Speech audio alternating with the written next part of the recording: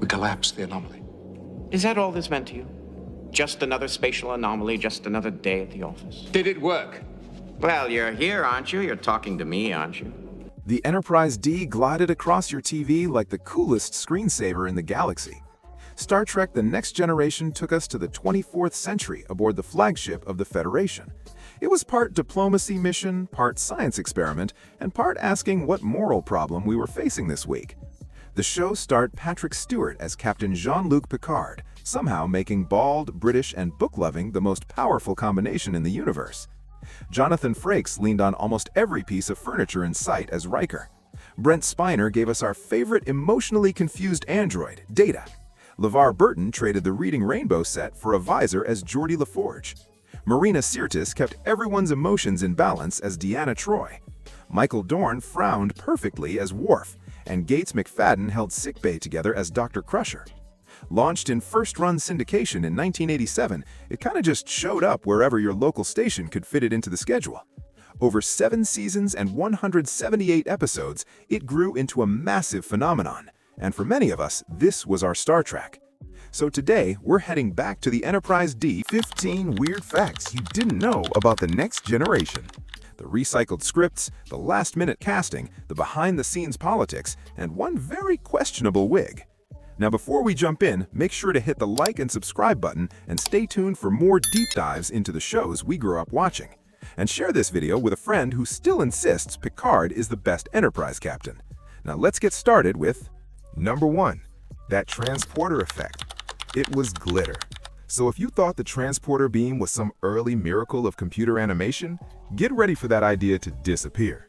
That famous shimmer, the one that made the word energize sound like real science, was glitter.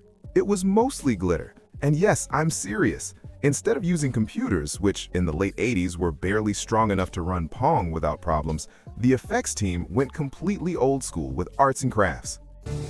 Energize.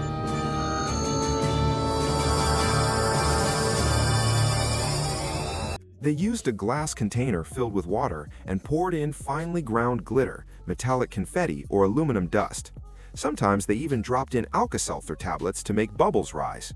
Yes, the same stuff your mom used for heartburn was helping sell 24th century teleportation. The liquid was stirred to create messy movement, then blasted with very bright light against a black background.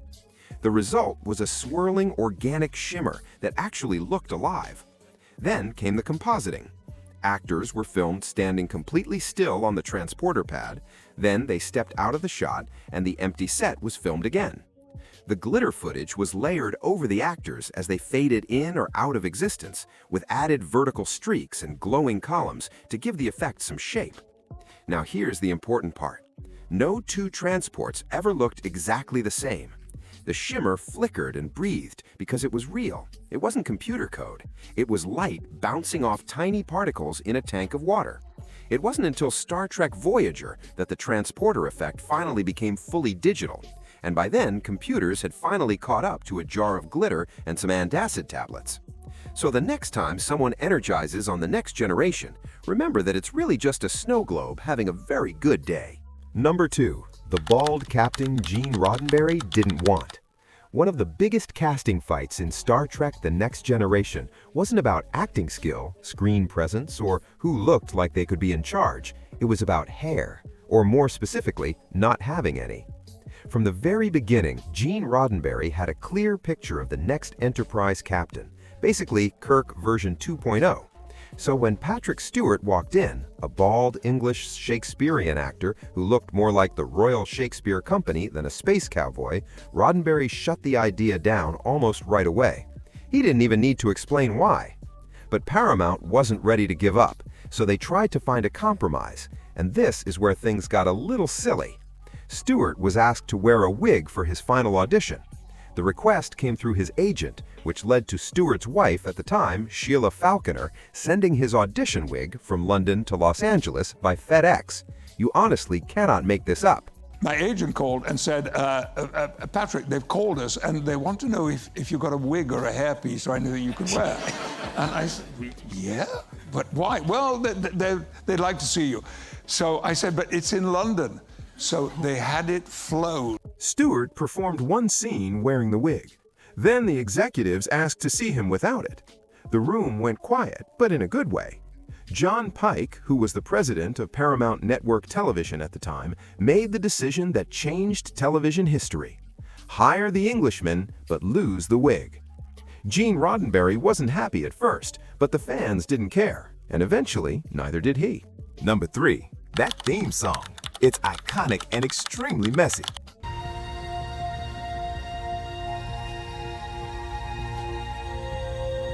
The opening theme of Star Trek: The Next Generation feels timeless and powerful, which is funny because behind the scenes, it was basically held together with duct tape, big egos, and a small but serious battle over royalties. Space, the final frontier. First of all, that theme is a musical Frankenstein. The opening fanfare was taken from the original 1960s Star Trek series, which was composed by Alexander Courage. These are the voyages of the Starship Enterprise. The main march came straight from Star Trek: The Motion Picture, written by Jerry Goldsmith. In other words, The Next Generation didn't really get its own theme. It just raided the family jewelry box and dared you to complain about it. To boldly go where no one has gone before. But here's the thing, the show did have an original theme ready. Series composer Dennis McCarthy wrote a completely new opening just for TNG. It was polished and professional, but at the very last minute, the producers said, nah. They threw it out and went with the familiar music instead. And then there's the whoosh, you know the one, that famous sound when the Enterprise zooms past the camera.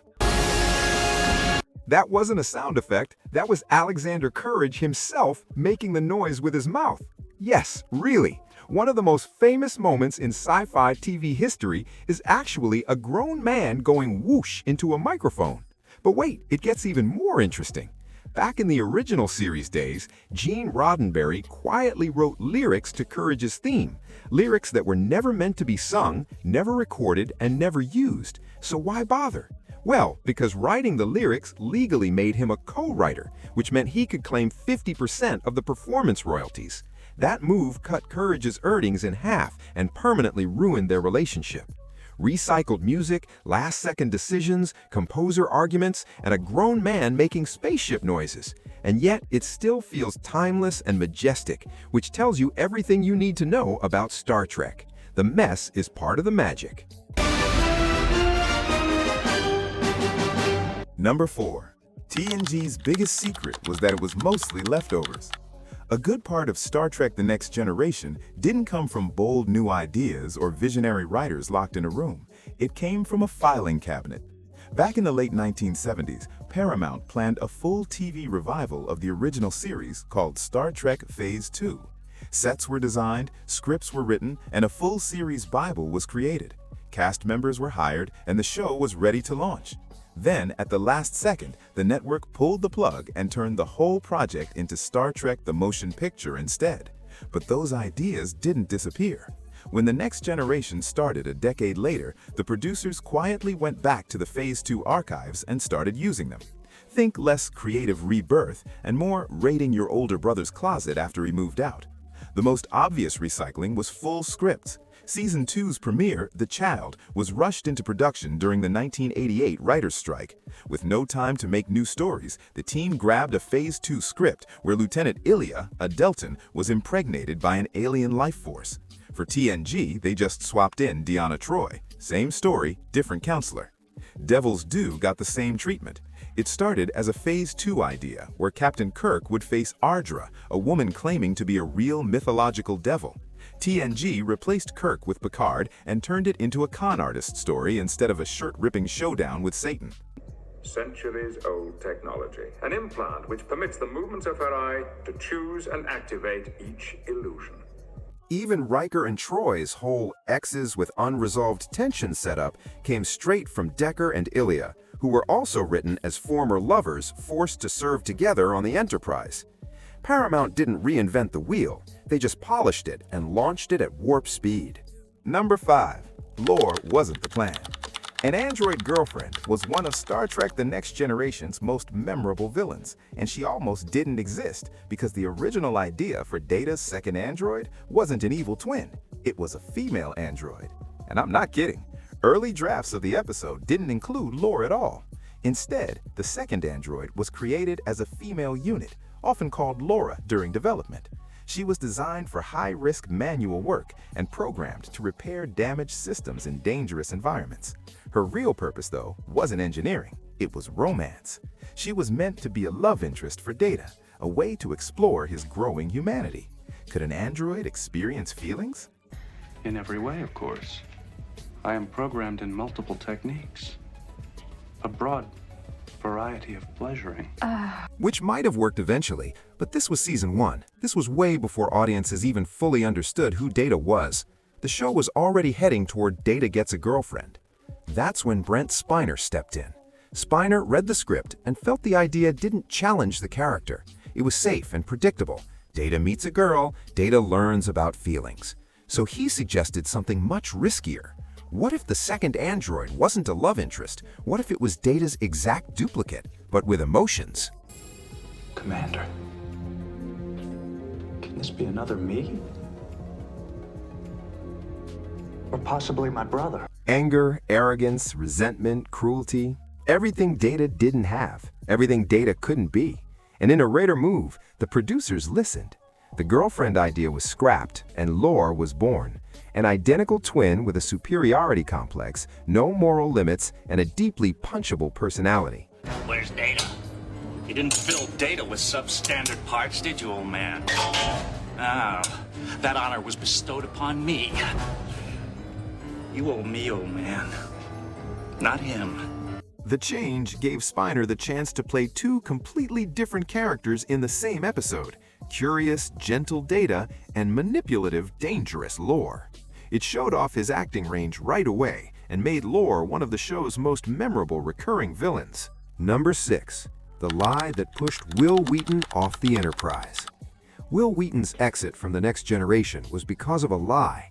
Between seasons 2 and 3, Wheaton got a big opportunity, a role in Valmont, directed by Milos Forman, the guy behind One Flew Over the Cuckoo's Nest and Amadeus, both back-to-back Best Picture winners. The problem was timing.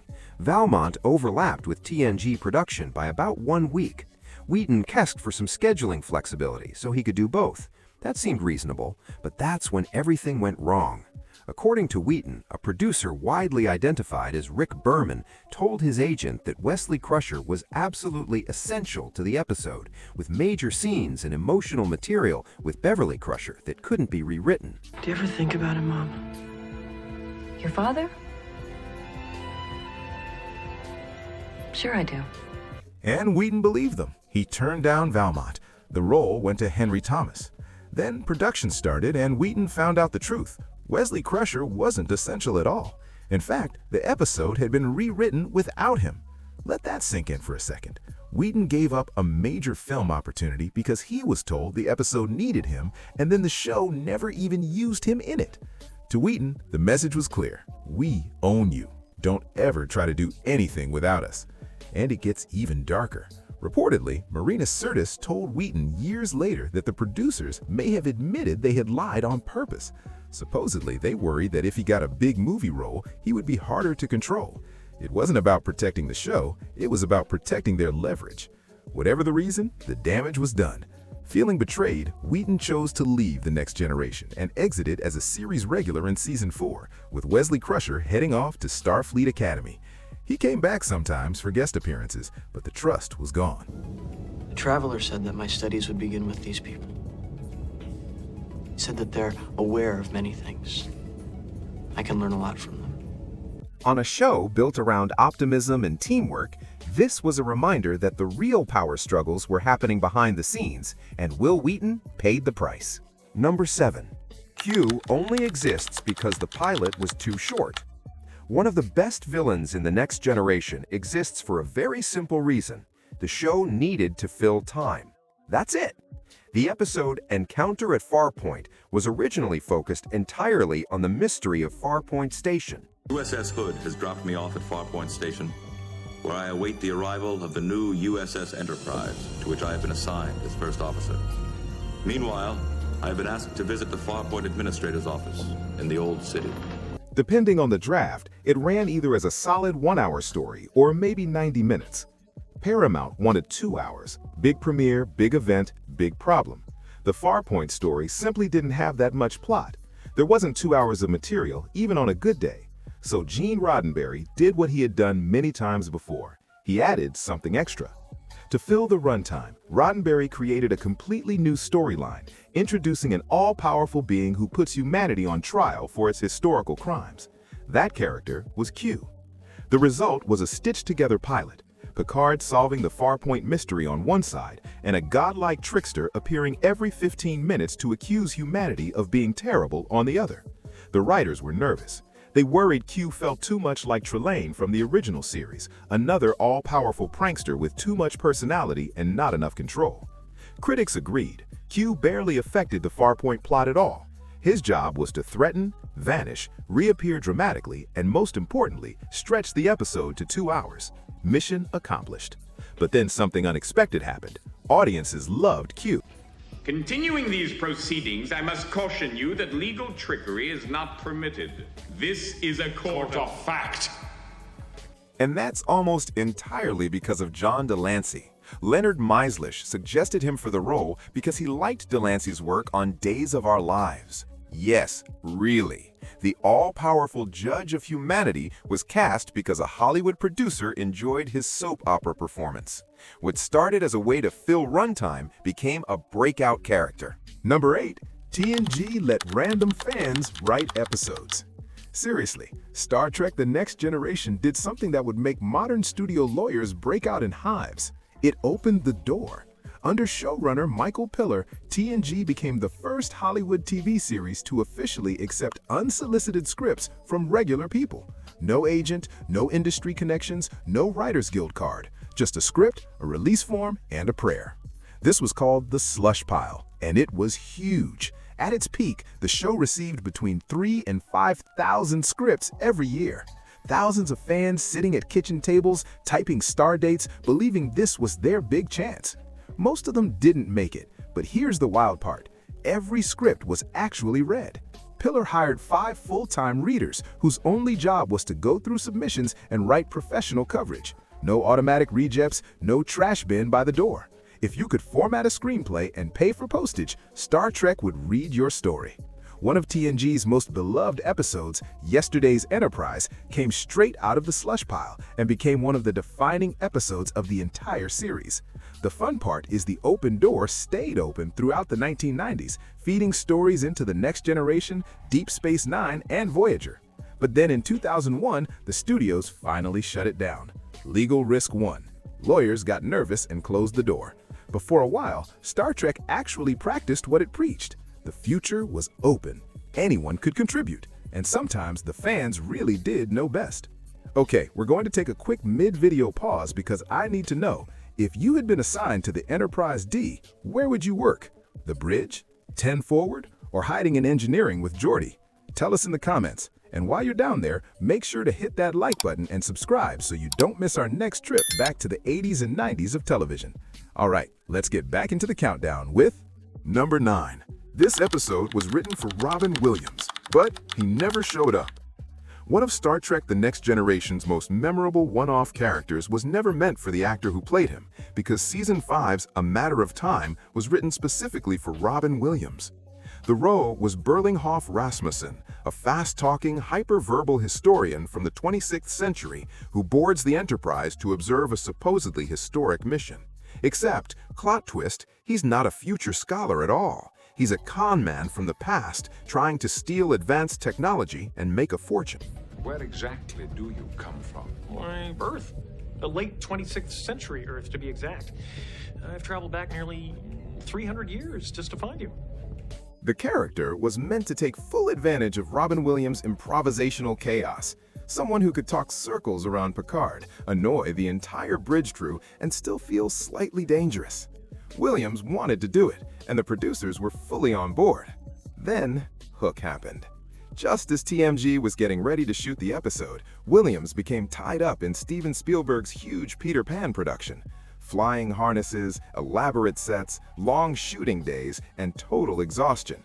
On top of that, his wife was heavily pregnant. So, as much as he loved Star Trek, he had to pass. The problem was, the script was already written. With production moving forward, the producers acted quickly and cast Matt Frewer instead. Fascinating how everyone has different interests when it comes to history, different perspectives on progress. You absolutely know Matt Frewer, even if you don't think you do. He was Max Headroom, the glitchy, stuttering 80s pop culture icon whose face is permanently etched into the Gen X subconscious. Frewer stepped into the Rasmussen role and delivered a performance that stayed remarkably close to the original idea.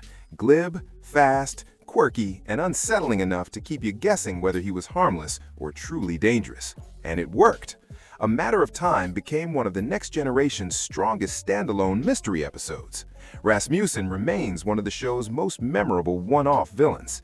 Even knowing it was written for Robin Williams, it never feels like a leftover. Not bad for warp speed improvisation. Number 10. Worf wasn't supposed to be there, literally at all. It's impossible to imagine the next generation without Worf, especially considering he wasn't meant to exist. When Gene Roddenberry first outlined the show, he wanted to break completely from the 1960s original. His early series Bible banned familiar species outright. No Vulcans, no Klingons, no Romulans, no Andorians, only brand new aliens. This was Star Trek proving it didn't need its past, which meant no Worf. But as production got closer, Roddenberry changed his mind. A Klingon in a Starfleet uniform wasn't nostalgia, it was visual shorthand. Set the computer. When the energy level reaches 2.6.205, automatically beam up Troy and Prieto. We'll do a parallel transport on the captain. Yes, sir. The Federation's former greatest enemy serving aboard the Enterprise instantly showed how much the galaxy had changed in the 24th century. So Worf was added, very late, mind you, so late that he wasn't even in the original casting breakdowns. The character was meant to be a minor, recurring background officer, more symbolism than spotlight. Then Michael Dorn showed up. He stayed completely in character, silent, intense, sitting off to the side with a permanent scowl. No jokes, no small talk. While everyone else chatted, Dorn looked like he was quietly judging their honor. Roddenberry saw him and immediately expanded the role. There was just one problem. The bridge was already built. Because Worf was added so late, there was literally no seat for him. That's why in Season 1 he's always standing, drifting between consoles and hovering in the background like an intern who showed up before anyone assigned him a desk. Once you notice it, you can't unsee it. Worf didn't officially become Chief of Security until after Tasha Yar, played by Denise Crosby, was killed off late in Season 1. Her exit created a vacancy, and suddenly the Klingon, who wasn't supposed to be there, became essential. From there, the rest is Star Trek history. Despite being a last-minute addition, Worf became one of the most important characters in the entire franchise. Michael Dorn now holds the record for the most Star Trek appearances of any actor, 281 episodes and 5 feature films across The Next Generation, Deep Space Nine, and Picard. Not bad for a character who wasn't even supposed to be on the bridge. Number 11.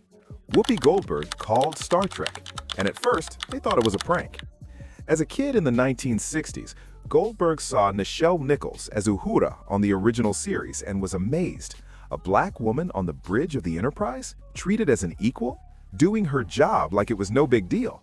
That was a big deal. Now, fast forward to the late 1980s. Whoopi Goldberg was an Academy Award-nominated movie star. The color purple had made her a household name. She didn't need television. She definitely didn't need syndicated sci-fi. When she heard a new Star Trek series was being made, she didn't wait for an offer. She picked up the phone and called the producers herself. They ignored her at first because they thought it was a prank.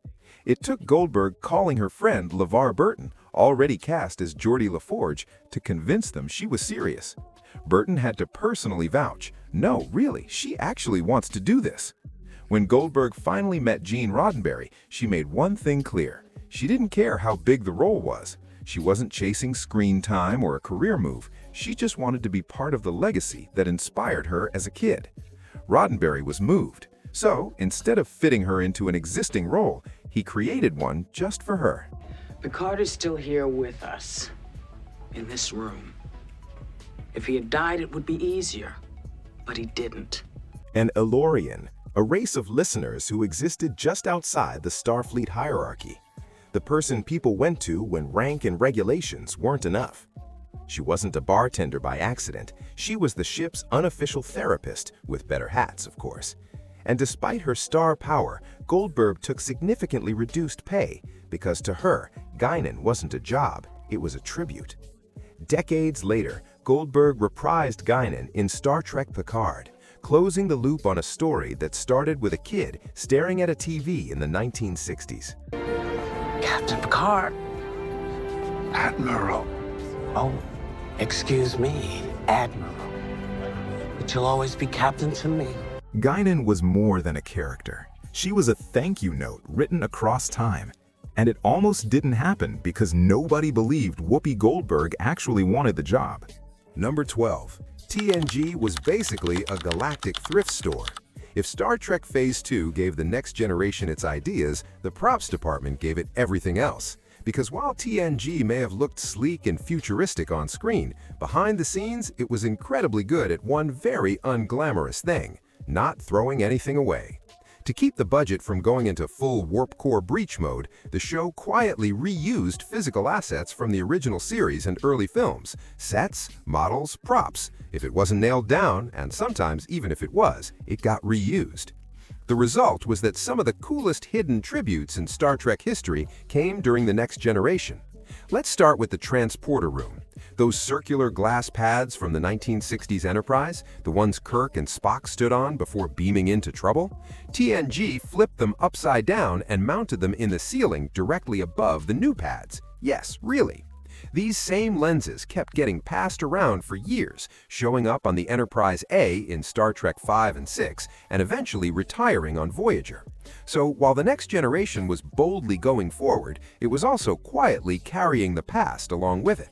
Budget necessity turned into continuity gold. Just don't look too hard at the ceiling. That's Kirk's transporter, and it's been through a lot. Number 13. Season 1 was a war zone. Today, Star Trek The Next Generation feels like thoughtful, polished sci-fi. But Season 1 was absolute chaos. Writers walked off, scripts were torn apart and rewritten with zero notice, and behind the scenes, it was one of the most volatile productions television had seen in years. At the center of it all was one rule handed down directly from creator Gene Roddenberry: limited personal conflict among the main crew. Not zero disagreement, characters could debate tactics or question decisions, but emotionally driven tension and ego clashes were completely off limits. Roddenberry believed that by the 24th century, humanity would have evolved past that kind of friction. Everyone cooperates and everyone gets along. It's a great philosophy, but it makes for terrible television. Writers quickly realized the problem. Drama needs conflict, real friction. But under Roddenberry's rule, stories were forced to play out like calm workplace discussions, even when lives were on the line. The result was episodes that felt stiff and hollow, less Starship, more corporate retreat with phasers. And that wasn't the only issue. Roddenberry's attorney, Leonard Maislish, who held no official production title, wielded enormous behind-the-scenes influence. Writers would submit approved scripts only to find them rewritten overnight with no warning, no discussion, and they were just changed. By mid-season, the show had cycled through a staggering number of writers. Some estimates put it near 30 in a single season. That's not turnover, that's an evacuation. Years later, all of this was revealed in Chaos on the Bridge, William Shatner's behind-the-scenes documentary. It showed how Roddenberry's declining health eventually allowed producers like Rick Berman and Michael Piller to steer the show towards something functional, with real stakes, real tension, and real drama. Berman reportedly kept a small bust of Roddenberry on his desk, and whenever writers knowingly pitched a story that violated Gene's no-conflict rule, Berman would quietly place a blindfold over the bust's eyes. The message was clear: we know this breaks the rules, and we're doing it anyway.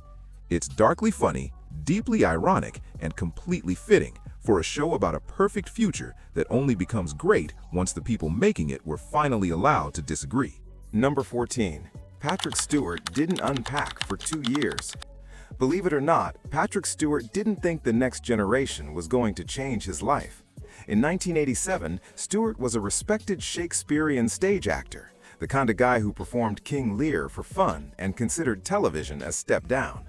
So when he landed an audition for a new Star Trek series, he didn't take it seriously. Then the offer came, a 6-year contract with real money and real commitment. That's when Stewart hesitated. Signing meant walking away from the stage for what could easily be a cheesy sci-fi reboot that might die before Christmas.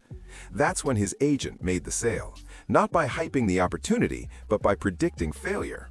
According to Stewart, his agent assured him the show wouldn't last. The plan? Film a few episodes, earn a mountain of money by theater standards, and return to England when the inevitable cancellation came. Stewart believed this so completely that when production began in Los Angeles, he lived in a small furnished apartment and kept everything in suitcases, fully expecting a phone call any day telling him to go home.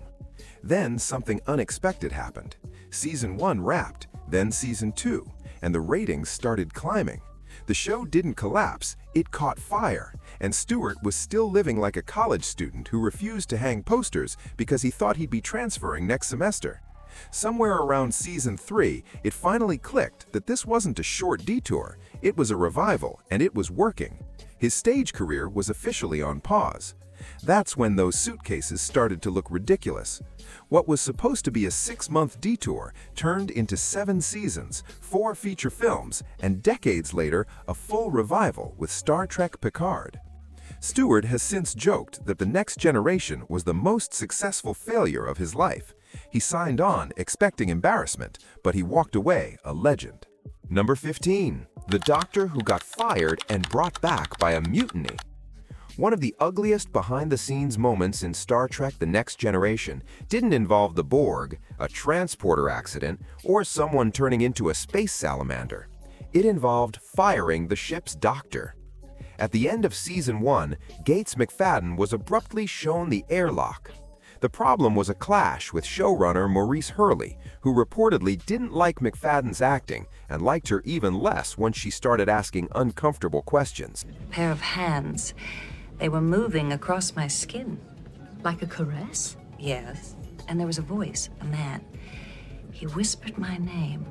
Specifically, McFadden questioned why her character kept getting stuck with nurturing, emotional support dialogue while the men handled the science, authority, and actual decision-making. She openly criticized early episodes like Angel 1, later calling it a really silly, sexist script.